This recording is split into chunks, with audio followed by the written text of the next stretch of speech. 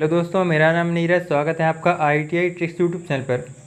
दोस्तों, अगर आप CITS एंट्रेंस एग्ज़ाम की तैयारी कर रहे हैं, अगर आपने CITS में फॉर्म अप्लाई किया था 2023 में एडमिशन लेने के लिए, तो उसकी तैयारी करने के लिए हमने आपको यह वीडियो बनाई है। यहाँ पर हम आपको CITS की एंट्रेंस एग्ज़ाम से संबंधित कुछ क्वेश्चन सॉल्व कराएंगे जो कि आपके एग्ज़ाम में आने की संभावना है। दोस्तों, अगर आप किसी भी NSTI कॉलेज में CITS में एडमिशन लेना चाहते हैं तो आप इस वीडियो को देखिएगा, आपके अच्छे से अच्छे नंबर आएंगे। अगर आप एंट्रेंस एग्ज़ाम अच्छे नंबरों से पास करते हैं तो आपका किसी भी गवर्नमेंट कॉलेज से, NSTI कॉलेज से आपका CITS कर सकते हैं।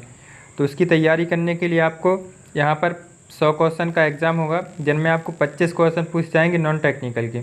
नॉन टेक्निकल मतलब क्या होता है? आपका जो मैथ होता है, रीजनिंग होता है, GK GS के क्वेश्चन होते हैं, और आपका जो जनरल अवेयरनेस होता है या साइंस के क्वेश्चन होते हैं। तो भाई आपको 25 क्वेश्चन पूछ जाएंगे, और आपको जो 75 क्वेश्चन हैं, तो 75 क्वेश्चन आपके ट्रेड थ्योरी से संबंधित रहेंगे। यहाँ पर आपको डेली 20 क्वेश्चन मिलेंगे जो कि आपको जनरल साइंस से संबंधित होंगे, क्योंकि CITS के एग्ज़ाम में जो हमने देखा है सबसे ज़्यादा क्वेश्चन साइंस के पूछे जाते हैं।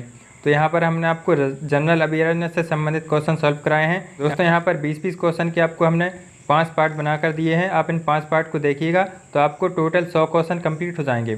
तो आपका जो नॉन टेक्निकल वाला एग्ज़ाम का जो पोर्शन है वह कंप्लीट हो जाएगा। तो दोस्तों, अगर आपको CITS से संबंधित कोई भी जानकारी चाहिए है तो आप कमेंट में लिख देना। हम NSTI कॉलेज से CITS करे हैं तो आपको NSTI से संबंधित सारी जानकारी आपको दे सकते हैं। तो आप कमेंट में कोई भी क्वेश्चन आपका है तो भाई आप हमसे पूछ सकते हैं। तो चलिए शुरू करते हैं हमारी वीडियो। दोस्तों, पहला इंपॉर्टेंट क्वेश्चन है, मानव शरीर में कितनी जोड़ी पसलियाँ पाई जाती हैं? ए ऑप्शन दिया गया है 12, बी ऑप्शन में है 22, सी ऑप्शन में है 24, डी ऑप्शन में है 28। दोस्तों, क्या लगता है क्या होगा इसका आंसर? हमारा आंसर जानने से पहले आप अपना आंसर ज़रूर कमेंट में लिखना, और आप बताना कि टोटल आपने कितने क्वेश्चन सॉल्व करे हैं, ताकि हमें भी पता चल सके कि आपकी कितनी तैयारी है। तो उस तरीके से हम आगे आपको नए नए क्वेश्चन सॉल्व कराते जाएंगे। तो आप बताइए पहले क्वेश्चन का क्या आंसर होगा। दोस्तों, मानव शरीर में 12 जोड़ी पसलियाँ पाई जाती हैं, जो कि ए ऑप्शन में लिखा गया है। अगर आपको पूछा जाएगा कि कितनी पसलियाँ होती हैं, तो टोटल 24 पसलियाँ होती हैं। तो नेक्स्ट क्वेश्चन है, फेदोमीटर से क्या मापा जाता है? दोस्तों, मापने वाले औजार जो भी यंत्र होते हैं वह आपके एग्जाम में पूछे जाते हैं साइंस से संबंधित। यह साइंस की यही साइंस का चैप्टर है, इसमें आपको माप एवं मापी यंत्र के बारे में पढ़ाया जाता है। तो फेदोमीटर क्या होता है? यह होता है हमारा सागर की गहराई नापने के लिए उपयोग किया जाने वाला एक यंत्र होता है। तो इसका हमारा सी ऑप्शन सही हो जाएगा। अगला क्वेश्चन है, निम्नलिखित में से कौन सा रोग संक्रामक रोग नहीं है? तो दोस्तों, संक्रामक रोग कौन से होते हैं भाई? आपको एक लिस्ट बनाकर लिख लेना है। यहाँ पर ऑप्शन में लिखा गया है मधुमेह, कुष्ठ रोग, क्षय रोग, कुकर खांसी। कौन सा संक्रामक रोग नहीं है? तो मधुमेह जो होता है, इसे हम डायबिटीज़ भी बोलते हैं, यह हमारा संक्रामक रोग नहीं होता है, मतलब एक दूसरे से फैलता नहीं है। तो यह हमारा होता है संक्रामक रोग। जो छूने से फैलते हैं या एक दूसरे के संपर्क में आने से फैलते हैं, वह होता है संक्रामक रोग। तो यहाँ पर पूछा गया था कि कौन सा संक्रामक रोग नहीं है, तो मधुमेह मतलब डायबिटीज़, यह संक्रामक रोग नहीं है। तो इसका हमारा ए ऑप्शन सही हो जाएगा। चलिए देखते हैं अगला क्वेश्चन। कंप्यूटर में शब्द की लंबाई मापी जाती है, तो कंप्यूटर में जो शब्द की लंबाई है वह बिट्स में नापी जाती है। तो इसका हमारा ए ऑप्शन सही हो जाएगा। पांचवा क्वेश्चन है, थर्मोस्टेट संबंधित है।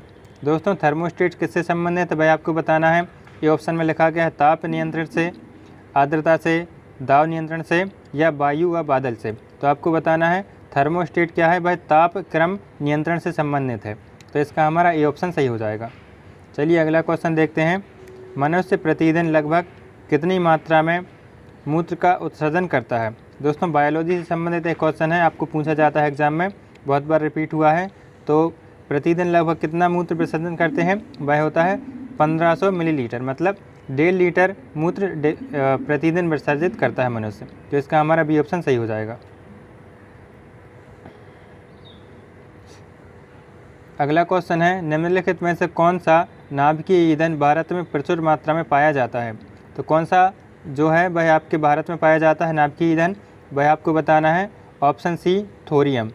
इसका आंसर होगा थोरियम। थोरियम भारत में सबसे ज़्यादा प्रचुर मात्रा में पाया जाता है, जो कि एक न्यूक्लियर ईंधन है। अगला क्वेश्चन देखते हैं, निम्नलिखित में से कौन सा विटामिन जल में विलय होता है? तो आपको बताना है कि जल में विलय कौन सा होता है। और एक और क्वेश्चन आपको पूछा जा सकता है कि कौन सा विटामिन जल में अविलेय है, मतलब जल में नहीं घुलता है। तो दोस्तों, जो विटामिन बी होता है और विटामिन सी होता है, बी सी विटामिन जो होते हैं वह जल में विलय होते हैं। दोस्तों अगर आप इन दो को याद रखेंगे बी और सी विटामिन को, तो आपको आसानी से बन जाएंगे कि कौन से जल में मिले नहीं होते हैं। तो आपका जो विटामिन बी और विटामिन सी होते हैं वह जल में घुल जाते हैं। तो हमसे यहाँ पर विटामिन सी ऑप्शन में लिखा गया है, तो वह हमारा इसका करेक्ट आंसर हो जाएगा। निम्नलिखित में से कौन सा विटामिन जल में विलय होता है? Vitamin C. चलिए देखते हैं अगला क्वेश्चन। 9वां क्वेश्चन है, श्वास लेते समय हमारे फेफड़ों के अंदर का दबाव कैसा रहता है? मतलब जब हम सांस लेते हैं तो दबाव कैसा होता है फेफड़े में, या जब हम छोड़ते हैं तब कैसा होता है? तो आपको यह पता होगा, जब हम सांस अंदर की तरफ खींचते हैं तो हमारे फेफड़े का दबाव घट जाता है, और जब हम सांस छोड़ते हैं तो हमारे फेफड़ों का जो दबाव होता है वह बढ़ जाता है। ये आप अच्छे से ध्यान रखना, इसका आप उल्टा क्वेश्चन मत कर लेना, जो हम बता रहे हैं वही सही है। चलिए देखते हैं अगला क्वेश्चन। डायनेमो परिवर्तित करता है। यहाँ पर आपको बहुत सारे क्वेश्चन होते हैं जो परिवर्तन से संबंधित पूछे जाते हैं।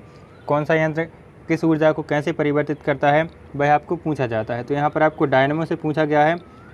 तो डायनेमो जो होता है हमारा यांत्रिक ऊर्जा को विद्युत ऊर्जा में परिवर्तित करता है, तो इसका हमारा बी ऑप्शन सही हो जाएगा। चलिए अगला क्वेश्चन देखते हैं। नींबू का कैंकर रोग किससे संबंधित है? दोस्तों वनस्पति में बहुत सारे रोग होते हैं, वह भी आपके एग्जाम में पूछे जाते हैं। तो नींबू का कैंकर रोग किससे संबंध होता है? वह होता है ज़ैंथोमोनास सिट्री से। यह आप याद कर लेना। अगला क्वेश्चन है, विश्व थैलीसीमिया दिवस मनाया जाता है। दोस्तों आपके एग्जाम में दिवस से संबंधित क्वेश्चन पूछे जाते हैं। जितने भी दिवस हम आपको सॉल्व कराएंगे वह आप सारे एक अलग लिख लेना, और इन्हें आप डेली पढ़िएगा। अब 2-4 दिन में इसका रिवीजन करते रहेंगे तो आपके सारे दिवस याद हो जाएंगे। तो विश्व थैलीसीमिया दिवस होता है वह आपको बी नंबर में ऑप्शन है 8 मई को मनाया जाता है। तो हमारे 12वें क्वेश्चन का बी ऑप्शन सही हो जाएगा। चलिए अगला क्वेश्चन देखते हैं। निम्नलिखित में से कौन सी एक सदिश राशि है? दोस्तों सदिश राशि कौन होती हैं और अदिश राशि कौन सी होती हैं, वह आपको एग्जाम में पक्का एक ना एक तो पूछा ही जाता है। चाहे कोई सा भी एग्जाम हो, आपको एक ना एक क्वेश्चन सदिश राशि या अदिश राशि से पूछ लिया जाता है। तो आपको बताना है कि कौन सी सदिश राशि है। तो पहला ऑप्शन में लिखा गया है संवेग, दूसरे में है ऊर्जा, तीसरे में विस्थापन। तो हमारा जो ए और सी दिया गया है संवेग और विस्थापन, ये हमारी सदिश राशि होती है। दोस्तों ज़्यादातर हमने देखा है जहाँ पर वा आता है या बा आता है वह हमारी सदिश राशि होती है। जैसे संवेग में आप देख सकते हैं वा आया है, और विस्थापन में भी बा आया है। बल भी होता है, बल, विस्थापन और संवेग, बल, ये हमारे सदिश राशि होते हैं। तो आपको यह याद रखना है। चलिए देखते हैं अगला क्वेश्चन। हेपेटाइटिस बी वायरस शरीर में किस अंग को प्रभावित करता है? दोस्तों हेपेटाइटिस बी होता है वह हमारे यकृत से संबंधित है, वह हमें यकृत में प्रभावित करता है। तो इसका हमारा डी ऑप्शन सही हो जाएगा। अगला क्वेश्चन है, केंद्रीय चावल शोध संस्थान कहाँ स्थित है? दोस्तों चावल शोध संस्थान हमारे कटक में स्थित है। इसको आप याद करने के लिए क्या कर सकते हैं, जब हम कच्चा चावल खाते हैं तो आवाज़ कैसी आती है? कटक कटक की आवाज़ आती है ना मुंह में। तो हम इस तरीके से याद कर सकते हैं कि चावल का शोध संस्थान कहाँ पर है? कटक में स्थित है। चलिए देखते हैं अगला क्वेश्चन। ऊतक के अध्ययन को कहा जाता है? दोस्तों यह क्वेश्चन हमने जितने भी एग्ज़ाम दिए हैं, बहुत सारे एग्जाम में यह क्वेश्चन पूछा गया है। सबसे ज़्यादा इंपॉर्टेंट यह क्वेश्चन है। ऊतक के अध्ययन को कहा जाता है हिस्टोलॉजी। यह आप अच्छे से याद कर लेना, यह क्वेश्चन तो बार बार रिपीट होता है। अगला क्वेश्चन देखते हैं। विटामिन ए की कमी से कौन सा रोग उत्पन्न हो जाता है? दोस्तों विटामिन से संबंधित क्वेश्चन आपको एग्जाम में पूछे जाते हैं। तो आपको यहाँ पर बताना है कि विटामिन ई से कौन सा होता है? वह होता है प्रजनन संबंधी रोग। और बेरी किस विटामिन की कमी से होता है? वह होता है विटामिन बी की कमी से। तो अब देखते हैं हमारा अगला क्वेश्चन। निम्नलिखित में से किसे नोबेल तेल कहा जाता है? दोस्तों TNG होता है जो ट्राई नाइट्रोग्लिसरीन, यह हमारा नोबेल तेल होता है। इसे हम नोबेल तेल के रूप में जानते हैं। तो हमारे 18वें क्वेश्चन का ए ऑप्शन सही हो जाएगा। अगला क्वेश्चन देखते हैं। बुलेट प्रूफ जैकेट बनाने के लिए उपयोग किया जाता है? दोस्तों बुलेट प्रूफ जैकेट बनाने के हम क्या करते हैं? केवलर का भी उपयोग कर सकते हैं, या तो फिर अभी नया जो पदार्थ है पॉलीपैराफिलीन टेरेप्थोलामाइन, इसका उपयोग भी हम बुलेट प्रूफ जैकेट बनाने के लिए कर सकते हैं। तो इसके हमारा ए व बी दोनों ऑप्शन सही हो जाएगा। तो 19वें क्वेश्चन का क्या होगा? सी ऑप्शन सही होगा। चलिए देखते हैं अगला क्वेश्चन, जो कि हमारा लास्ट क्वेश्चन है आज की वीडियो के लिए। और इसी तरीके से हम आपको क्वेश्चन लाते रहेंगे। पूछा गया है कि बाइडू सर्च इंजन का विकास किया गया था, मतलब किस कंपनी ने बाइडू सर्च इंजन का विकास किया था? कंपनी नहीं, यहाँ पर आपको देश बताना है कि किस देश ने किया था। पहले ऑप्शन में USA है, बी ऑप्शन में है चीन है, सी ऑप्शन में अफगानिस्तान है, डी ऑप्शन में भारत है। तो दोस्तों जो हमारा बाइडू सर्च इंजन है इसका विकास चीन ने किया था। तो इसका हमारा बी ऑप्शन सही हो जाएगा।